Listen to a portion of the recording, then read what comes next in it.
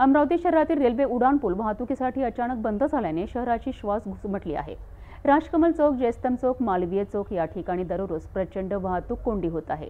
याच पार्श्वभूमीवर आमदार संजय खोडके आणि आमदार सुलभा खोडके यांनी जिल्हाधिकारी कार्यालयात वाहतूक विभागासोबत बैठक घेतली आहे। नेहरू मैदान व हमालपुरा मार्गाचा पर्यायी वापर करण्याचे महत्त्वपूर्ण निर्देश प्रशासनाला देण्यात आले आहेत। अमरावती शहरातील रेल्वे उड्डाणपूल दुरुस्तीकरिता वाहतुकीसाठी बंद करण्यात आल्याने नागरिकांना प्रचंड त्रास सहन करावा लागतोय। दररोज हजारो वाहन जयस्तंभ चौक, राजकमल चौक, मालवीय चौक येथे अडकून बसतात। यामुळे प्रवासाचा वेळ वाढतो आहे, तर रुग्णवाहिका, शालेय बस तसेच कामगार यांना मोठ्या अडचणींचा सामना करावा लागतोय।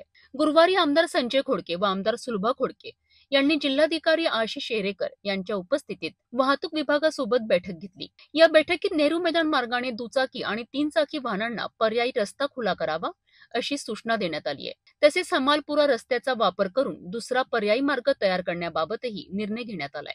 प्रशासनाने तातडीने उपाययोजना करावी आणि नागरिकांच्या दैनंदिन वाहतुकीत होणारा त्रास कमी करावा असा ठाम आग्रह आमदार खोडके दाम्पत्यांनी व्यक्त केलाय। यावेळी जिल्हाधिकारी आशिष शेरेकर, वाहतूक विभागाचे अधिकारी आणि संबंधित अधिकारी उपस्थित होते। रेल्वे उड्डाणपूल बंद झाल्याने निर्माण झालेली वाहतूक कोंडी ही शहरातील गंभीर समस्या ठरली आहे। नेहरू मैदान आणि हमालपुरा मार्गाचा पर्यायी वापर सुरू झाला तर काही प्रमाणात दिलासा मिळेल अशी अपेक्षा आहे। आता प्रशासन कितपत तातडीने उपाययोजना करते याकडे अमरावतीकरांचे लक्ष लागलेले आहे।